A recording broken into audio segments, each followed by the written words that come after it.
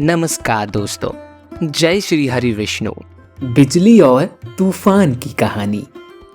बहुत समय पहले बिजली और तूफान धरती पर मनुष्यों के बीच रहा करते थे।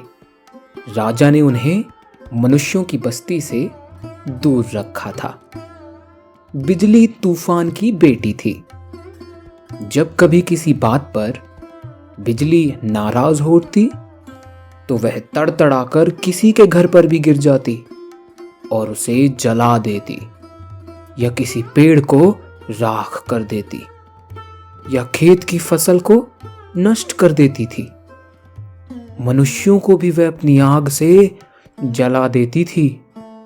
जब जब बिजली ऐसा करती थी, उसके पिता तूफान गरज गरज कर उसे रोकने की चेष्टा करते, किंतु बिजली बड़ी ही ढीठ थी।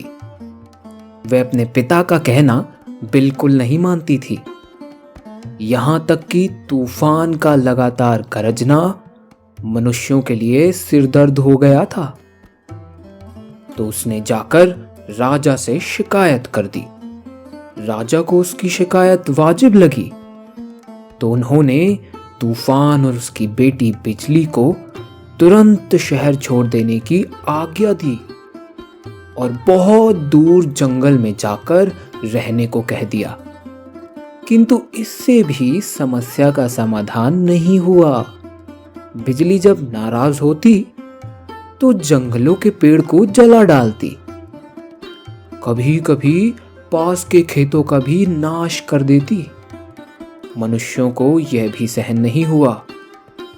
उसने फिर से जाकर राजा से शिकायत की और इस बार राजा बेहद नाराज हो उठा।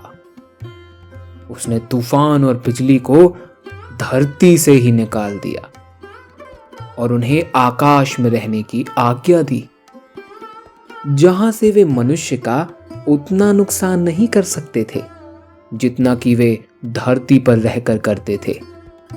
तो इस कहानी से हमें क्या शिक्षा मिलती है कि क्रोध का फल बुरा ही होता है। इसलिए हमें अपने जीवन में कभी भी क्रोध नहीं करना चाहिए।